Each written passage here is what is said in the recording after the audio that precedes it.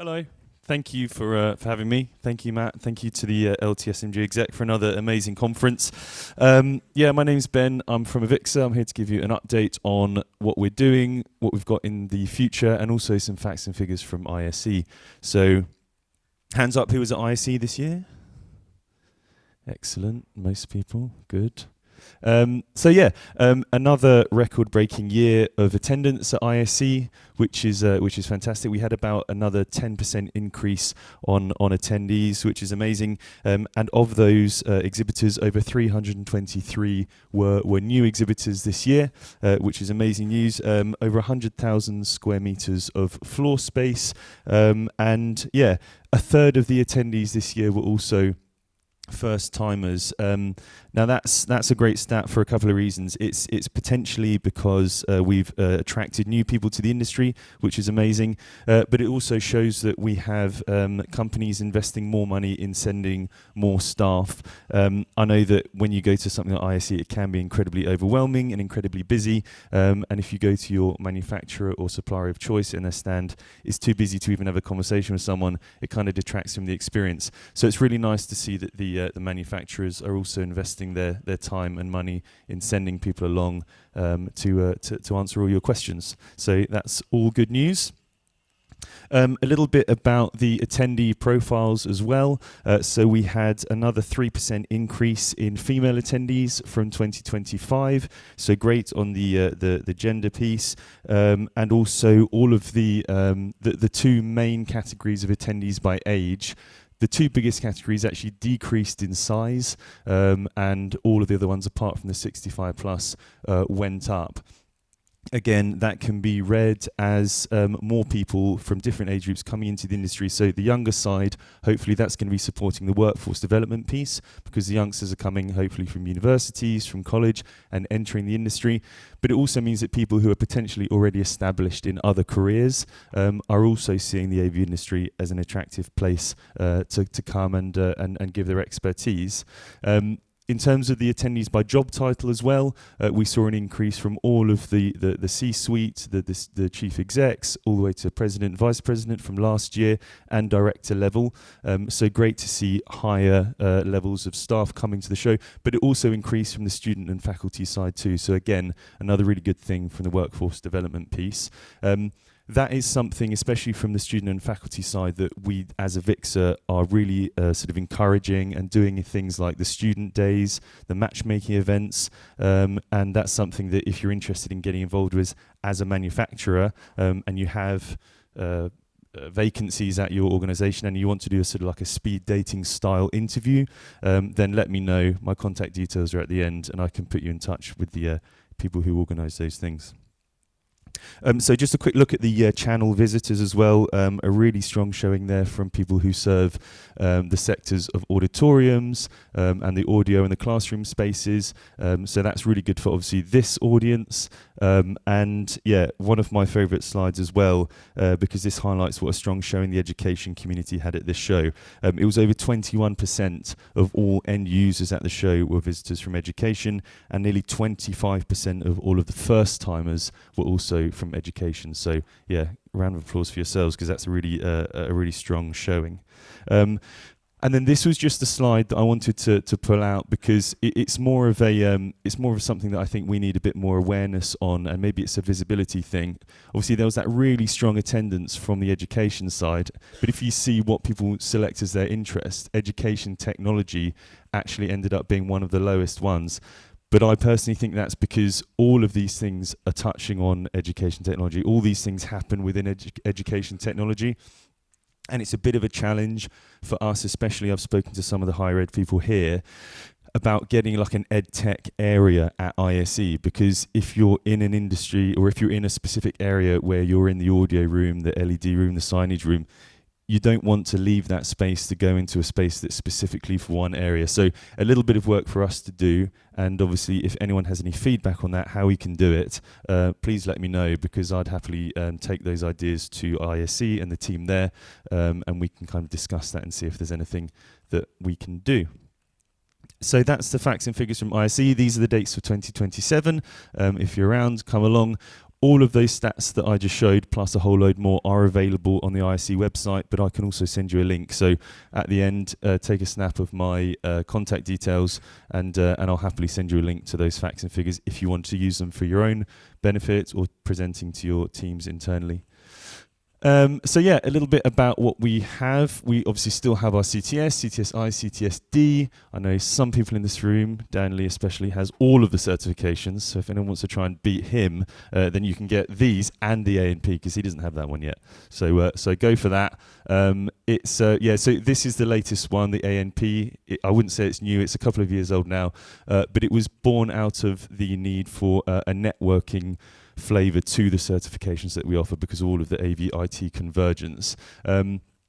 People in AV have said that it's useful for them, but they've also said with the convergence that they have and the teams that they work in, it's also really good for the IT people in their team to learn a little bit more about how AV interacts with IT, brings you closer together and hopefully helps with those conversations internally. So yeah, you go to avixa.org/ANP for that one, and then for the certifications, just CTS or certification. You used to be able to do the exam online. Unfortunately, we can't do that anymore. It is back to in-person, but we'll keep you updated on that as it evolves.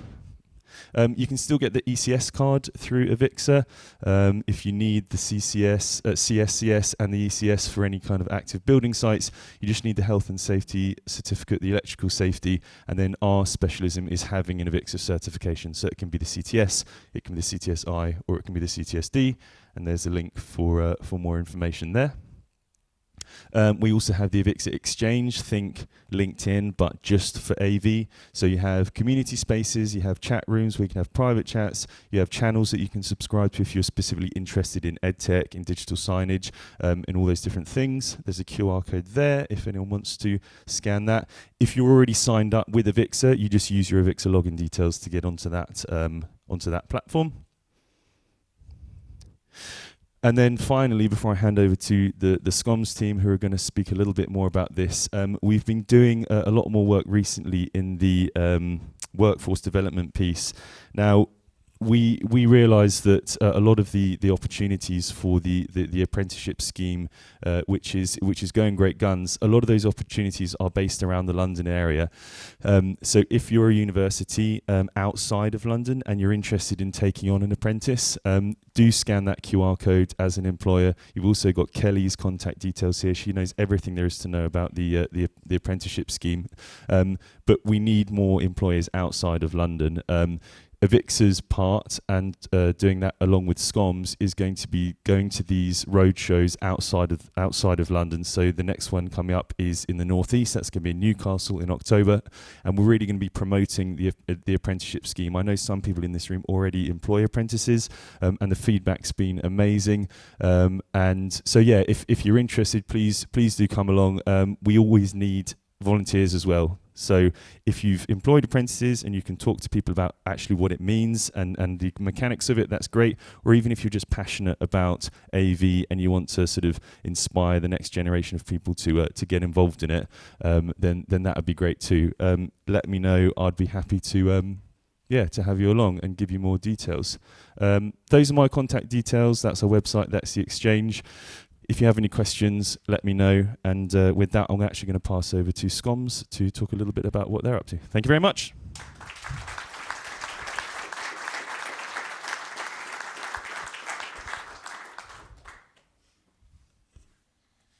Hello. It is on. Sorry, I'm blind and deaf now. I'm tired. I'm Mark Dunlop. I am the Chair and Executive Director of SCOMS, and I will talk about a bunch of stuff very, very quickly because I know it's getting late in the day and everybody wants to get home. Some of that will be what Ben talked about, but just before I start, I will do a shameless plug. We have got our own conference, so if anybody has enjoyed this conference and wants to get more of similar networking, similar types of talks, and some different types of talks and presentations, we have got conference running in June.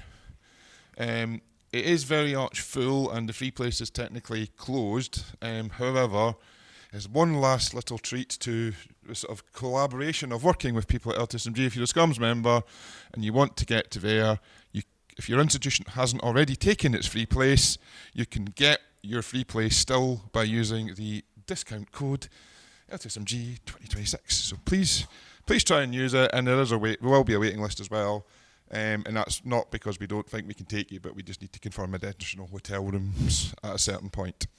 So that was that. And then also there's a joint initiative we're doing coming up very soon. Details for that will probably come out next week, but it's a bunch of webinars with our colleagues in Australia and America, with some different types of content and mixing it up in a sort of multinational panel. And we thought we'd just make a special day out of it because we love an acronym that makes no sense. And if you take all those letters, I'm not even going to attempt to say it.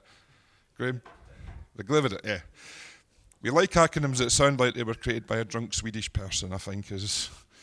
So anyway, back to where we were meant to be. Advocacy and outreach. Firstly, I probably would like to thank from our side in particular, who's sadly not here today, is Catherine Sharman, who put a lot of work into helping get this set up with Ben and others and brought it to us for support. Basically, everybody keeps talking about how do you train and develop people, but also how do you get people into the industry. Well, we can't get them into the industry or apprentices if they don't know it's a career, right? So where do you start tackling that? Well, you have to go to the people who are leaving school and looking at what they want to do next.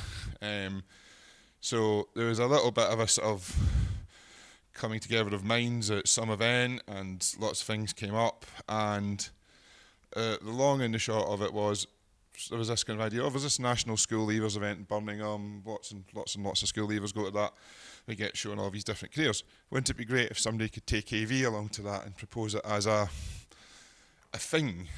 And, Caroline was working with Ben and others and came to us and went, there's a cost to this, are schoms willing to support it? And we went, yes, we will sort that, we will get us in the door and we'll see how it goes. And we had no real expectation. You don't know. There's no way of measuring this, right? In terms of how many people went and were influenced and sort of went somewhere. But it felt like the right thing to do. So, yeah, we said, yes, we'll do it. And we went with AVIXA. We sort of sorted out the table and some stuff. They helped with a lot of the promotional materials and things. It was really collaborative effort. And then some people who are in LTSMG and schoms in general, Caroline Carter and others got involved. Many of the suppliers got involved. And we started putting together you don't want to have a table with some leaflets, right? Nobody's going to join AV with tables and leaflets. So they kind of came up with these things. We'll get some tech there. We'll set up little things to do. So we had some technical demos. We had people sort of answering questions. We had some of the apprentice people there. We had a podcast studio. Lots of things going on. And we were trying to sort of say, those things you like doing. You like, esports. Well, esports got tons of AV. You like doing this. That's AV.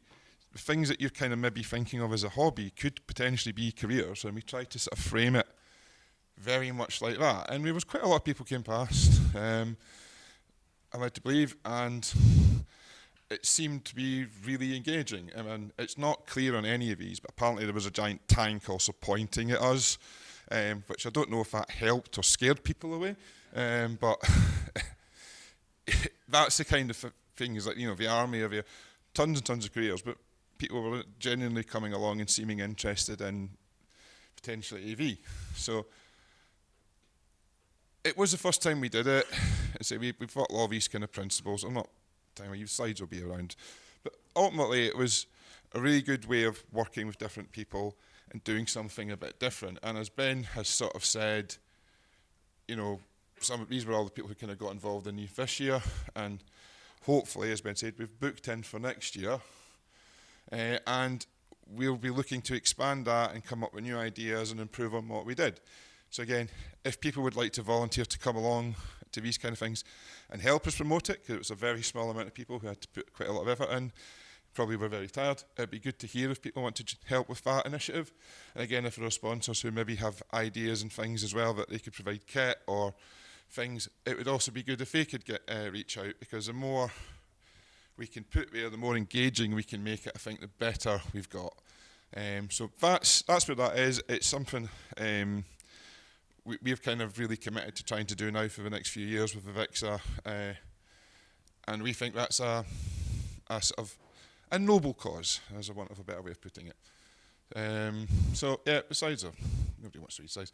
There's Graham's wonderful quote. You know, I don't know if he really said this, but he made it up for the slide.